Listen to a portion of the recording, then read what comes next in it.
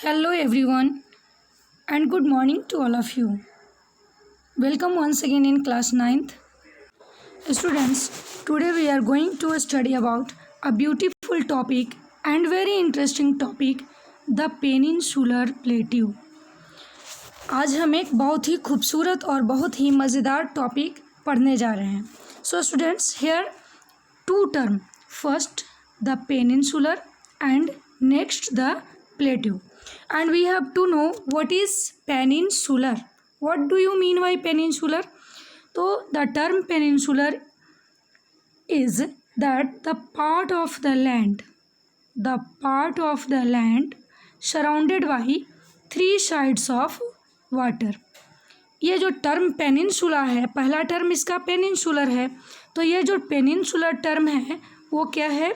तो वो है कि ये पार्ट ऑफ द लैंड, ये एक ऐसा ज़मीन का पार्ट है, ये भूमि का एक ऐसा पार्ट है surrounded by three sides of water. ये तीन साइड से देखो, इधर में बे ऑफ बंगाल है, इधर में अरेबियन सी है, नीचे में इंडियन ओशंस है. तो इस तरह से तीन साइड से ज़मीन का जो भूभाग पानी से घिरा होता है उसको हम लोग क्या कहते हैं? पेनिनसुला कहते हैं. And next we have to discuss about plateau. What do you mean by plateau? What is the plateau? Here ये टेबल लैंड लाइक स्ट्रक्चर. एक टेबल लैंड क्या होता है? मेज क्या होता है? नीचे से ऐसे इसमें क्या होता है? मेज का चार ये जो होता है वो पाया होता है और उसके ऊपर ये जो होता है वो टेबल होता है. तो ये टेबल जो होता है वो बिल्कुल कैसा लगता है? फ्लैट लगता है. तो it is also an elevated land. ये जो प्लेट्यू है यह भी एक ज़मीन से ऊंचा, इलेवेटेड मीन्स ऊंचाई. It is also an elevated land, यानी ऊंचाई वाला भूभाग है. But it not as high as Himalaya mountain. लेकिन ये हिमालय माउंटेन की तरह ऊंचा नहीं है. ऊंचा तो है लेकिन हिमालय माउंटेन की तरह ऊंचा नहीं है. Because Himalaya mountain have a peak, have many peak. Himalaya mountain में इस तरह का आप देखते हैं कि बहुत सारे पीक्स हैं बने हुए हिमालय माउंटेन में, लेकिन इसमें पीक्स नहीं होते हैं. ऊंचाई तो होता है लेकिन ऊपर जा कर के क्या हो जाता है? इसका लैंड जो है वो बिल्कुल मेज की तरह, टेबल की तरह जो है वो फ्लैट हो जाता है और स्लॉप भी जो है वो धीरे धीरे प्लेन एरिया में मिल जाता है. इधर से देखिए ये स्लॉप जो है वो प्लेन एरिया में मिलता चला जा रहा है. तो इस तरह से ये क्या है? ये टेबल लैंड लाइक स्ट्रक्चर जो है वह जो है इसी को हम प्लेट्यू कहते हैं. तो इस तरह से आप समझ गए. And the term peninsula and plateau joint and become peninsular plateau. इस तरह से पेनिनसुलर टर्म और प्लेट्यू जो है वो मिक्स होता है, ज्वाइंट होता है और पेनिनसुलर प्लेट्यू बनता है. तो समझ गए क्या है? तो सबसे पहला तो हम इस प्लेट्यू को, ये है तो प्लेट्यू, तो पेनिनसुलर प्लेट्यू क्यों कहते हैं? चूँकि ये ज़मीन का हिस्सा जो है वो तीन तरफ से पानी से घिरा हुआ हो. हाँ, एक कन्फ्यूजन यहाँ पे आपको होगी कि साइड में तो ये जो है ग्रीन कलर वाला पार्ट दिख रहा है दोनों साइड, ये तो प्लेन एरिया है, कोस्टल प्लेन है, और प्लेट्यूज तो अंदर के हिस्सा है. लेकिन इस तरह का जो फीचर होता है, इस तरह का शेप जब ज़मीन का होता है जिसके आजू बाजू में अगल बगल में वाटर का कोई जो है वो फीचर हो और वाटर से घिरा हुआ हो, तो उसको हम लोग प्लेट्यू कहते हैं. ये कोस्टल एरिया है लेकिन बहुत ही इसकी कम चौड़ाई है, तो इसलिए इसको हम लोग पेनिनसुलर प्लेट्यू कहते हैं. समझ गए? यहाँ भी एक फीचर प्लेट्यू का है. देखिए प्लेन एरिया से ऐसे करके ये जो है इरोजेड लैंड लग रहा है, वाटर से कटा हुआ है. तो चलिए स्टूडेंट्स, अब आगे हम लोग देखते हैं क्या है. Now students, we start our study through text book. अब हम लोग टेक्स्ट बुक के सहारे अपना स्टडी स्टार्ट करते हैं. So let's continue. The peninsular plateau is a table land composed of the old crystalline. What is tableland? As I say, so students, composed of, ये जो टेबललैंड क्या है वो हमने आपको बता दिया. अब composed of the old crystalline बता रहा है, यानी पुराने क्रिस्टलाइन मीन्स रवादार होता है. अब ये रवादार क्या होता है मैं अभी तुरंत बताती हूँ. Igneous and metamorphic rocks. अब ये जो प्लेट्यू बना है वो ओल्ड क्रिस्टलाइन पुरानी रवादार चट्टानों से बना है, इग्नियस रॉक से बना है और मेटामॉर्फिक रॉक से बना है. तो मैंने पिछले लेक्चर में भी आपको थोड़ा बहुत इसको बताया था, लेकिन बता दें. जैसे कि हम बोलते हैं कि प्लेट्यू जो है वो लावा फ्लो से बना हुआ है और गोंडवाना लैंड के ड्रिफ्टिंग से बना हुआ है. गोंडवाना लैंड का ड्रिफ्टिंग कैसे हुआ वो भी बताती हूँ, लेकिन अभी लावा फ्लो कैसे होता है. देखिए कि ज़मीन के अंदर बहुत हीट एंड टेम्परेचर होता है और जितने भी अर्थ के, ये समझ लो अर्थ सरफेस, तो जितने भी मटेरियल है वो क्या होते हैं, वो सब इधर उधर मूव करते रहते हैं हीट एंड प्रेशर की वजह से. और यहाँ पे जो खाली जगह जब देखते हैं पतला जो कोई क्रैक होने वाला कोई वैसा एरिया है, तो वहाँ पे या जहाँ पे पतली भूमि है तो उस तरह या ड्रिफ्टिंग एरिया है जहाँ पे बिल्कुल जैसे क्रैक जैसा दिखाई देता है, वहाँ से लावा फ्लो हो जाता है। अब लावा फ्लो हो करके बताए थे कि ऐसे करके ये चूँकि अंदर से गर्म होते हुए आ रहा है तो ये ऊपर की ओर जाता है और फिर ज़मीन से आता है और ये पिघल करके फैलते रहता है। तो बाहर का टेम्परेचर जब पाता है, वो बाहर का अर्थ सरफेस का एनवायरनमेंट पा करके वो धीरे धीरे कूल डाउन होता है और ठंडा होकर के क्या होता है, जमने लगता है। इस तरह से एक परत जमा, फिर दूसरी बार अभी लावा फ्लो हो रहा है, फिर आया और आकर के ये जो है वो फिर दूसरी परत, फिर उसी तरह से और लावा फ्लो हुआ, फिर आया और ये इस तरह से तीसरी परत। तो इस तरह से परत बाई परत जो है वो रॉक जमती जाती है और इस तरह से इसका जो इसको इस तरह की चट्टान को हम लोग क्रिस्टलाइन बोलते हैं। वो जो है वो परतदार कहें या रवादार कहें, तो इस तरह की चट्टानें बनती। इग्नियस, जब फर्स्ट टाइम रॉक का फॉर्मेशन होता है, जब पहला बार ये जो रॉक बन रहा है तो उसको हम लोग इग्नियस बोलते हैं। एंड मेटामॉर्फिक, बहुत दिनों के बाद ज़्यादा हीट की वजह से क्या होता है, उसका शेप चेंज हो जाता है, बिल्कुल वो दब जाता है। एक चट्टान के अंदर, एक चट्टान के ऊपर दूसरा चट्टान, फिर दूसरा के ऊपर तीसरा, चौथा, पांचवा, ऐसे करके बढ़ते चला जाता है। तो इस तरह से चट्टान का शेप एंड साइज जो होता है वो दिन ब दिन पुराना जैसे जैसे होते जाता है वैसे वैसे बदलते जाता है। तो मेटामॉर्फिक मीन्स रूपांतरित होता है। तो इस तरह से ये जो प्लेट्यू बना है और इस तरह से बना है। अब आगे लिखा है कि it was form due to the breaking and drifting of Gondwana land. अब यहाँ पे ड्रिफ्टिंग, आपको बताया कि ड्रिफ्टिंग जो क्रैक बीच में हुआ, तो ये गोंडवाना लैंड के टूटने और उसके क्रैक होने की वजह से बना है। तो गोंडवाना लैंड क्यों टूटा, क्यों बीच में टूटा, कैसे टूटा, वो एक फीचर्स के थ्रू आपको हम दिखा देते हैं। अभी स्टूडेंट्स आप इसको देखोगे कि ये जो पार्ट है यहाँ पे ये इंडिया है, ये जो आप देख रहे हैं ये इंडिया है। अब है क्या कि आपको जो आप आज का टॉपिक जो आप पढ़ रहे हैं, आप जो प्लेट्यू रीजन पढ़ रहे हैं, वो मेन रीजन आपका यही है। तो कुल मिलाकर के जो इंडियन प्लेट था पहले, वो सबसे प्लेट्यू जो है वो सबसे, आप पहले वाले हम जब वीडियो बताए थे तो उसमें बताए थे कि प्लेट्यू वाला रीजन जो है वो बिल्कुल स्टेबल है, मतलब स्थिर है, वो उसका बहुत ज़्यादा उसमें किसी प्रकार का चेंजेस नहीं हुआ है। तो अब क्या है कि स्थिर कैसे है कि इधर आप देखें कि यहाँ पे जब दो प्लेट टकराया तो सबसे ऊपर में दोनों प्लेट का एक दूसरे के ऊपर चढ़ने या दबने की वजह से क्या हुआ, यहाँ पे तो हिमालय माउंटेन का फॉर्मेशन हो गया। दूसरी चीज़ आपको उसके नीचे प्लेन आपको बताए थे कि जब ये प्लेट ऊपर की ओर मूव करते हुए ऐसे जा रहा था तो नीचे ऐसे गड्ढा टाइप का बन गया था, ये गड्ढा बन गया था बेसिन। तो ये ऊपर से रिवर जो कैरी करके लाया अपना सेडिमेंट्स, उसको भर करके ये प्लेन बनाया। तो ये प्लेन फिर तो ये भी न्यू फॉर्मेशन है, ये प्लेन एरिया और ये माउंटेन जो है वो न्यू फॉर्मेशन है। अब बात रही है प्लेट्यू, जिसको कि हम आज पढ़ रहे हैं। तो हम आपको बताने वाले क्या थे कि ड्रिफ्टिंग, गोंडवाना लैंड की ड्रिफ्टिंग से प्लेट्यू का निर्माण कैसे हुआ। तो अब देखो कि हुआ क्या कि जब ये प्लेट ऊपर की ओर ऐसे चढ़ रहा है, यूरेशियन प्लेट की ओर दबाने के लिए जब जा रहा है, तो क्या हो रहा है, ये प्लेटों में अचानक से वो घर्षण, कंपन, चूँकि बार बार ये टकरा रहा है, ये चूँकि मेन पार्ट यही है, प्लेट्यू रीजन वाला पार्ट ही शुरुआती दौर में मेन पार्ट था, बाकी तो बाद का फॉर्मेशन है इस प्लेट पे, चाहे हिमालय माउंटेन हो या प्लेन हो, वो बाद का फॉर्मेशन है, पहले तो ये प्लेट्यू रीजन ही था। तो बार बार इसको टकराने की वजह से, जो आपको हम बताए थे ट्रांसफॉर्म बाउंड्री में क्या होता है, प्लेट एक दूसरे से अगल बगल से घर्षण करता है, प्लेटों में क्रैक होती है, अर्थक्वेक होता है, वोल्केनिक इरप्शन होता है, ये सब हमने आपको ट्रांसफॉर्म बाउंड्री में बताए थे। तो यहाँ पे लगातार घर्षण करने की वजह से ये यूरेशियन प्लेट और इधर का इंडियन प्लेट में लगातार टकराने की वजह से क्या हो रहा है, बीच में इसमें जो है वो ड्रिफ्टिंग होने लग रहा है, यानी कि जहाँ तहाँ इसमें क्रैक बन रहा है प्लेट में, जहाँ तहाँ इसमें जो है वो वोल्केनिक इरप्शन होना शुरू हो जा रहा है, और ये जो किनारे वाला एरिया है यहाँ पे अर्थक्वेक होना शुरू हो जा रहा है। तो इस तरह की चीज़ें हुई थी उस टाइम में। तो इसकी वजह से अब क्या हुआ, वोल्केनिक इरप्शन हुआ और इस तरह से प्लेट्यू जो है वो दिन ब दिन अंदर से मैग्मा निकलते गए और ये पार्ट दिन ब दिन ऊँचा होते गया, ऊँचा होते गया, ऊँचा होते गया। ये कब, हिमालय हिमालय के फॉर्मेशन से पहले के टाइम में ही ये सब चीज़ हुआ, हिमालय बाद में बना। तो हिमालय चूँकि घर्षण कर रहा था ऊपर चढ़ने के लिए प्लेट, तभी ये काम हुआ था। वॉल्केनिक इरप्शंस वगैरह बहुत ज़्यादा इस एरिया में हुए थे। तो समझ गए अब इसको। तो चलिए अब आगे देखते हैं, आगे वाला लाइन पढ़ते हैं हम लोग टेक्स्ट बुक में। तो हम लोग इसमें कहाँ तक पढ़ चुके थे? हम लोग इसको पढ़े थे कि breaking and drifting of Gondwana land से फॉर्म्ड हुआ है, इस चीज़ को पढ़े हम लोग। एंड दस making it A part of the oldest land mass, और इस तरह से ये जो है वो पुराना लैंड मास भी इंडिया का है। अभी हमने आपको समझाया कि हिमालय से पहले का फॉर्मेशन है। The plateau has broad and shallow valleys, ये जो प्लेट्यू है, अब प्लेट्यू में कह रहा है कि ब्रॉड चौड़ा और सैलो वैली बता रहा है। वैली मीन्स घाटी और सैलो मीन्स होता है छिछला। सैलो मीन्स छिछला यानी कि जो बहुत ज़्यादा गड्ढा नहीं हो, और ब्रॉड मीन्स चौड़ा। अब यहाँ पे इसको घाटी क्यों बता रहा है, एक चीज़ हमको समझने का है यहाँ पे कि ये घाटी इसको क्यों कहा जा रहा है, तो इसको भी देख लेते हैं।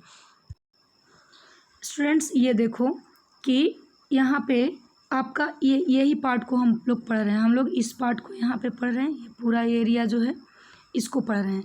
अब देखो कि नीचे ये जो है एक आपको बाद में आगे जाएंगे तो घाट पढ़ना होगा। ये दोनों साइड देख रहे हैं पहाड़ी जैसा फीचर, वेस्टर्न घाट और ईस्टर्न घाट लिखा हुआ है।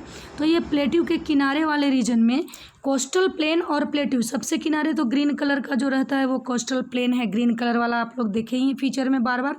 लेकिन ये प्लेट्यू रीजन है, और प्लेट्यू रीजन और कोस्टल प्लेन के बीच वाला ये जो एरिया है, ये जो है दोनों साइड से पहाड़ियों से घिरा हुआ है। आप देख रहे हैं इसमें पहाड़ियों का फीचर है।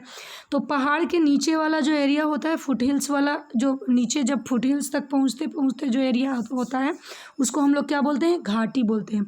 तो जब दोनों साइड से हिल्स हैं तो बीच वाला एरिया क्या होगा? माउंटेन या हिल्स के जो नीचे वाला एरिया होता है उसको घाटी बोलते हैं। तो नीचे वाला एरिया क्या होगा? घाटी होगा। लेकिन ये घाटी जो है बहुत ज़्यादा गहरी नहीं है, क्योंकि ये खुद एक इलेवेटेड लैंड है। प्लेट्यू जो है जो खुद ऊंचा भाग है, खुद ही एक ऊंचा भूभाग है, तो इसलिए ये बहुत ज़्यादा नीचा तो होगा नहीं, इसलिए इसको क्या लिखता है? सैलो लिखता है। और ब्रॉड मीन्स चौड़ा, ये बहुत बड़ा एरिया है, आप देख ही रहे हैं। तो समझ गए कि ये सैलो है और ब्रॉड है। तो अभी चले आगे देखते हैं फिर इसको। अभी हम लोग इस फीचर को देख चुके, क्या? Broad and shallow valley and rounded hills, ये हो गया। अब लिखा है कि this plateau consist of 2 broad division, इस प्लेट्यू में 2 ब्रॉड कैटेगरी का, 2 बड़ा बड़ा डिवीजन हुआ है इस प्लेट्यू का, namely the central highlands and the Deccan plateau. इसके 2 नेम हैं, एक क्या नाम है? एक है सेंट्रल हाईलैंड्स एंड दूसरा है डेक्कन प्लेट्यू। तो इस तरह से अब हम लोग देखेंगे कि कहाँ है। ये देखो ऊपर का पार्ट, ये पूरा तो ही एरिया आपको बताए थे, बार बार मैप में बता रहे हैं। ये सारा एरिया, इधर वाला एरिया से लेकर के नीचे तक का ये जो टोटल एरिया है, बगल वाले green part plain, coastal plain को छोड़ करके प्लेट्यू ही है। अब इस प्लेट्यू को भी यहाँ पे 2 भाग में डिवाइड कर दिया गया है। देख रहे हैं नर्मदा रिवर दिख रहा है आपको बीच में, ये नर्मदा रिवर जो है इस प्लेट्यू को 2 पार्ट में डिवाइड कर देती है। तो नर्मदा रिवर के जो नॉर्थ पार्ट में जो प्लेट्यू है उसको क्या बोल रहे हैं? Central highland. ये देखिए ये किनारा, आप रेड कलर वाला बाउंड्री आपको यहाँ पे दिख रहा है, ये सेंट्रल हाईलैंड है।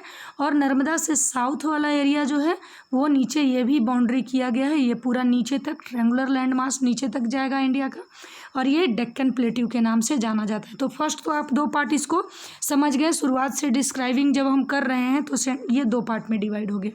चलिए अब आगे देखते हैं। लिखा है कि the part of the peninsular plateau laying to the north of the Narmada river covering a major area of the Malwa plateau is known as the Central Highland। अब देखो ये जो मालवा प्लेट्यू का, अब यहाँ पे बहुत सारे प्लेट्यू, ये जो सेंट्रल हाईलैंड है तो सेंट्रल हाईलैंड में बहुत सारे प्लेट्यू हैं।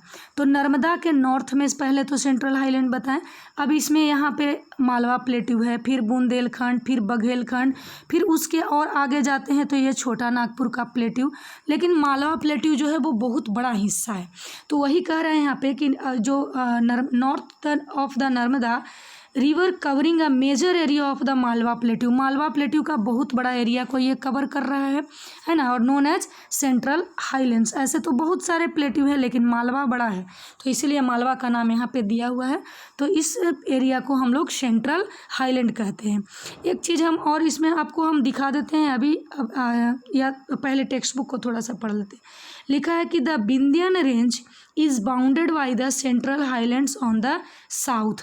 अब अब रेंज हम आपको पहले भी बताए थे कि पर्वत या पहाड़ियाँ जहाँ से शुरू होती है और लगातार जो है वो क्या होती है, वो चली जाती है, आगे तक बढ़ती चली जाती है, चाहे पर्वत हो या पहाड़ियाँ हो, यानी माउंटेन्स हो या हिल्स हो। तो यहाँ पे नर्मदा के जस्ट ऊपर और सेंट्रल हाईलैंड के जस्ट नीचे, यानी कि नर्मदा के जस्ट नॉर्थ और सेंट्रल हाईलैंड से जस्ट साउथ में एक पहाड़ी ऐसे ऐसे करके है। ये पहाड़ी जो है वो उस पहाड़ी का नाम क्या है, उस पहाड़ी का नाम, पूरा पहाड़ी का रेंज का नाम, जो पहाड़ी की श्रृंखला, पहाड़ी नहीं वो पर्वत ही है, लेकिन माउंटेन, हिमालय माउंटेन इतना ऊंचा वो नहीं है, इसलिए मेरे मुंह से बार बार वो पहाड़ी निकल रहा है, लेकिन वास्तव में वो पर्वत है, माउंटेन है। तो ये विंध्यन रेंज, विंध्यन पर्वतमाला जो है वो लगातार यहाँ पे बढ़ती चली जाती है। अब आगे लिखा है is bounded by the central highlands on the south and the Aravali hill on the north west. यहाँ देखिए आप अरावली हिल यहाँ पे लिखा हुआ देख रहे हैं, ये माउंटेन जो आपको दिखाई दे रहा है ये अरावली हिल है। तो ये नॉर्थ वेस्ट का इलाका हुआ। तो नॉर्थ वेस्ट ये जो सेंट्रल हाईलैंड है वो अरावली हिल से घिरा हुआ है, और साउथ पार्ट जो है वो क्या, साउथ पार्ट जो है वो विंध्यन रेंज से घिरा हुआ है। आगे लिखा है the further westward extension gradually merge with the sandy and rocky desert of Rajasthan. अब ये जो है शीघ्र अतिशीघ्र ये जो विंध्यन रेंज यहाँ पे देख रहे हैं और ये अरावली हिल्स भी देख रहे हैं, ये दोनों क्या होता है, दोनों राजस्थान के वेस्टर्न पार्ट में बढ़ते चले जाते हैं, और राजस्थान का जो डेजर्ट इलाका है उसमें जाकर के धीरे धीरे इनका स्लॉप नीचे हो जाता है और डेजर्ट पार्ट में ये मिल जाते हैं। मर्ज विथ लिखा है, ग्रेजुअली मर्ज विथ, धीरे धीरे, with the sandy and rocky desert, इधर से वेस्टर्न साइड से होते हुए। अब आगे देखते हैं the flow of the river drifting this region, अब ड्रेनिंग दिस रीजन। यहाँ पे भी कई सारी नदियाँ बहती है, तो ये नदियाँ क्या करती है, नदी का पानी जो है प्लेटू से भी बहुत सारी रिवर निकलती है। आप मेन फीचर इंडिया का जो होगा कहीं से देख लीजिएगा, इसी में मैं कोशिश करूँगी आपको दिखाने का। तो ये क्या करती है, इस एरिया को धो देती है, रिवर, नदी का पानी जो है वो बहते हुए आती है। अब देखो आपने यहाँ पे देखो चंबल नदी बहती है, ये फीचर मैंने बहुत ही छोटा करके लिया है इसलिए दिखाई नहीं दे रहा है। इधर चंबल रिवर बहती है इस सेंट्रल हाईलैंड में। आपने चंबल का डाकू का नाम सुना होगा, नदी का पानी जो फिल्मों में आपने चंबल का डाकू सुना होगा, तो उस चंबल की घाटी में नदी का पानी जो है, चंबल नदी का पानी वो एरिया को इतना इरोज्ड की है, इतना काटी है कि उबड़ खाबड़ एरिया जो है वो बन गया, रेगेड एरिया, रेगेड सरफेस बन गया है। और उस उबड़ खाबड़ एरिया में डाकुओं को छुपने का बहुत अच्छा जगह मिल जाता है, इसलिए चंबल की घाटी और चंबल की डाकू जो है वो फिल्मों में प्रसिद्ध किया गया है दिखाने के लिए। तो वही पार्ट है। तो नदी ड्रेनिंग करके इस सेंट्रल हाईलैंड को और बहुत ही रेगेड सरफेस बना दिए। लिखा है नेमली द चंबल नदी, तो एक हमने आपको बताया Sindh, the Betwa and the Ken is from south west to the north east. अब ये देखो फ्रॉम नहीं लिखा है, फ्रॉम यानी कि साउथ वेस्ट से, साउथ तो नीचे वाले रीजन को कहते हैं, देखो मैप में जो है ये साउथ हो गया और ये वेस्ट हो गया, यानी कि साउथ वेस्ट कह रहा है। तो नदियाँ इधर से बहती हुई गई है, मीन्स रिवर इधर से बहती हुई गई है और किधर की ओर गई है, लिखा है टू नॉर्थ ईस्ट। और ये नॉर्थ और ये ऊपर वाला एरिया नॉर्थ और इधर वाला एरिया ईस्ट होता है। तो इधर की ओर हमने फीचर बनाया भी है कि नॉर्थ ईस्ट की ओर बहते हुए चली गई है और उधर जाकर के कहाँ मिल गई है, गंगा में मिल गई है। और लिखा है कि दस इंडिकेटिंग द स्लोप, और इस तरह से नदी उधर की ओर ही बहती है, इसलिए मिट्टियों को काट करके इधर की ओर फ्लो बहा करके ले गई है इधर, और ले जा करके फिर वो गंगा नदी के साउथ वाला जो प्लेन इलाका है वहाँ पे जा करके उस मिट्टी को जमाई है और स्लोप उधर की ओर ही गया, चूँकि मिट्टी जिधर बह करके जाएगी बहते हुए ढाल उधर ही होगा। The central highlands are wider in the west but narrower in the east. अब देखो बता रहा है कि सेंट्रल हाईलैंड्स जो है वो ईस्ट में बता रहा है कि चौड़ा, वेस्ट में, वेस्ट वाला इलाका इसका चौड़ा बता रहा है, फीचर में भी आपको चौड़ा दिख रहा है इसमें, और जो ईस्ट है वो इसका क्या है, पतला है। देखो दिखा देते हैं, अभी एक और फीचर मैं आपको दिखाने का कोशिश करती हूँ यहाँ पे।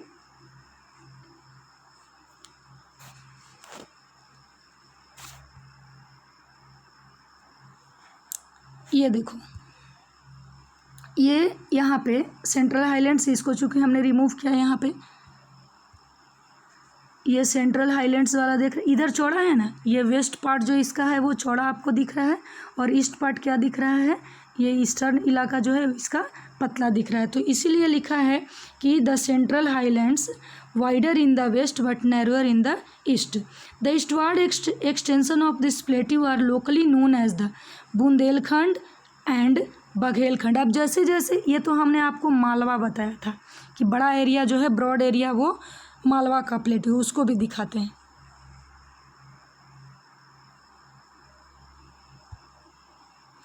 ये देखो, ये एरिया जो इसका है ये मालवा का प्लेट्यू, ये बड़ा एरिया इसका है, इस पिक्चर में छोटा दिया, ये मालवा प्लेट्यू हुआ।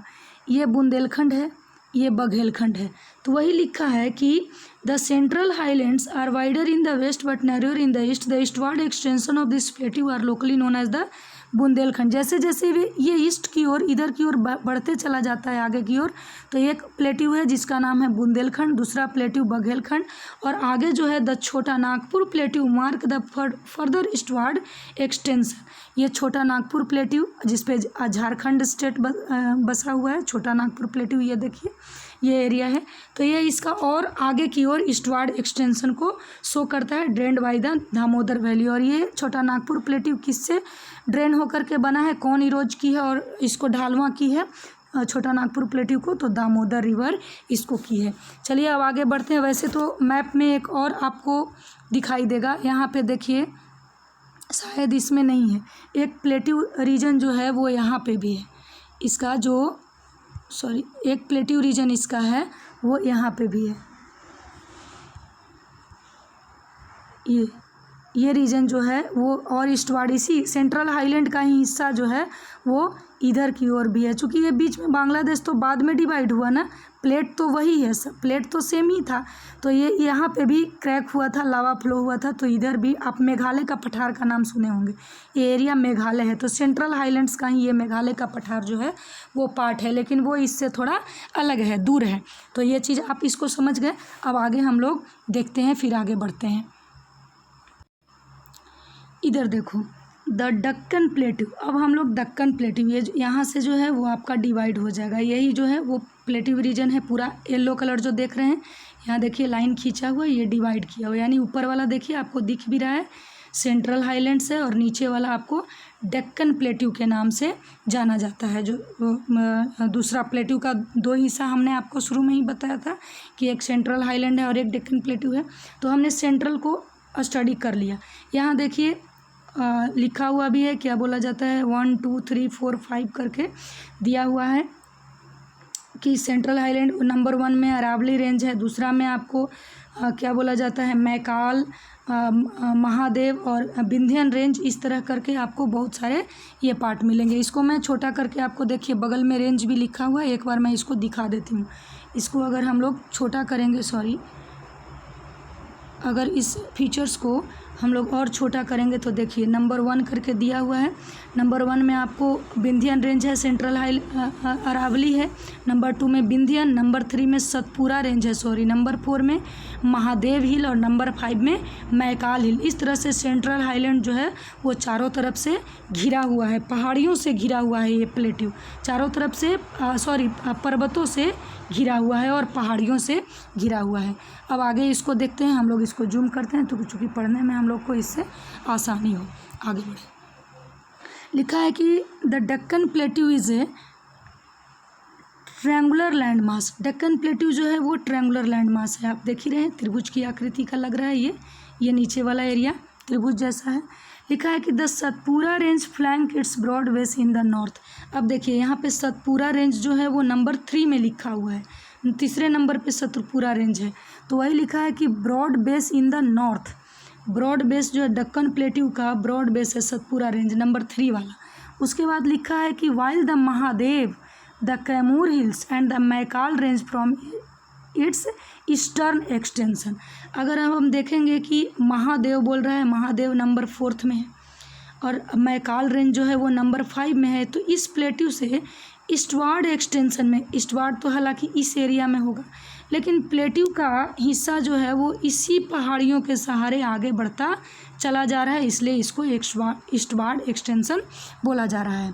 आगे है लिखा कि locate these hills and range in the physical map of India. आपको खुद से लोकेट करने के लिए बोल रहा है कि इंडिया के फिजिकल मैप में आप इन सबको Satpura range, Vindhyachal range, Mahadev hills, Maikal range, ये सब जो दोनों हाईलैंड्स, सेंट्रल हाईलैंड्स और दक्कन प्लेट्यू का जो पहाड़ियों से घिरा हुआ एरिया है, उन सबको लोकेट करने बोल रहा है।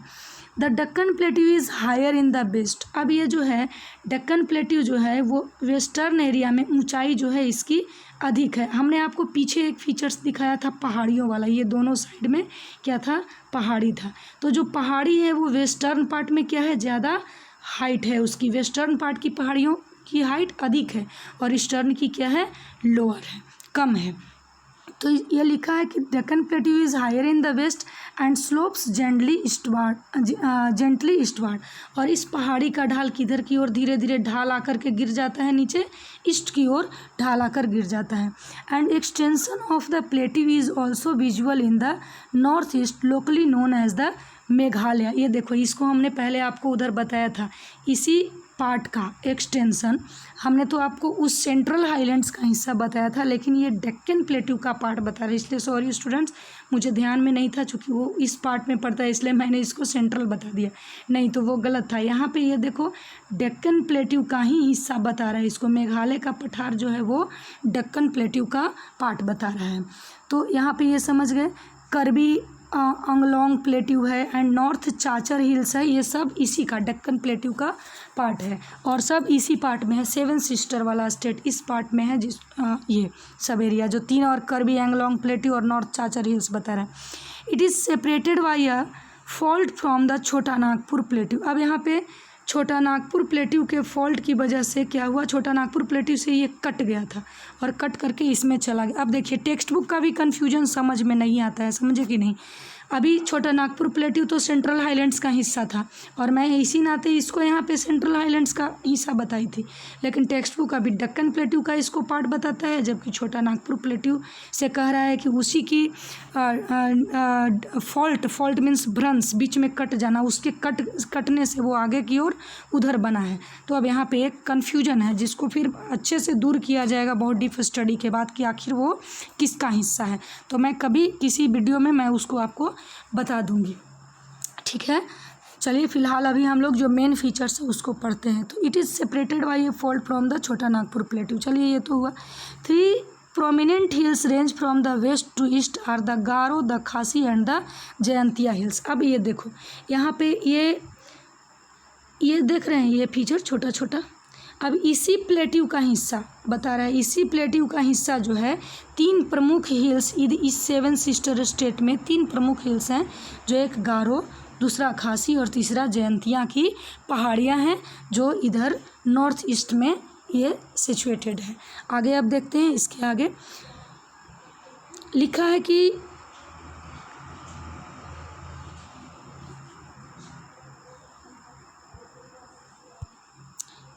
इसमें कि the western and eastern Ghats mark the western and the eastern edge of the Deccan plateau.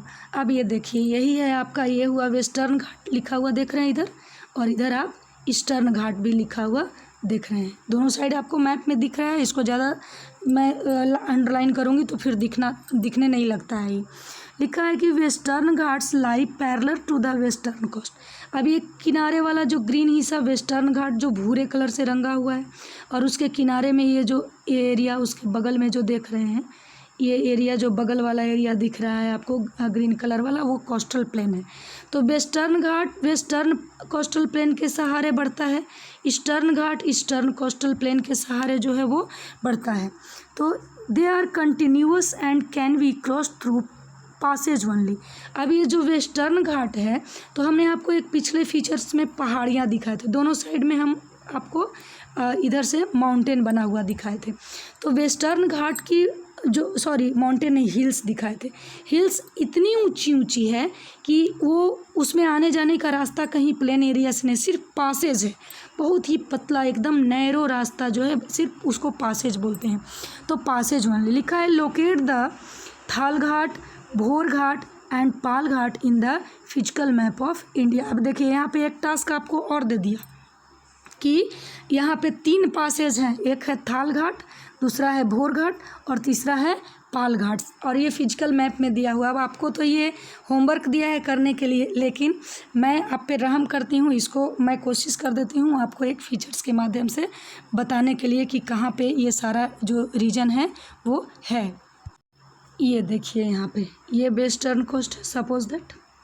अब यहाँ पे 3 पासेज हैं, समझे कि नहीं, 3 पासेज यहाँ पे ऐसे कुछ, तो मतलब आपको हिल्स का नाम भी यहाँ पे लिख करके, इतने के बीच के जो हिल्स हैं उनका नेम भी आपको बता दिया है।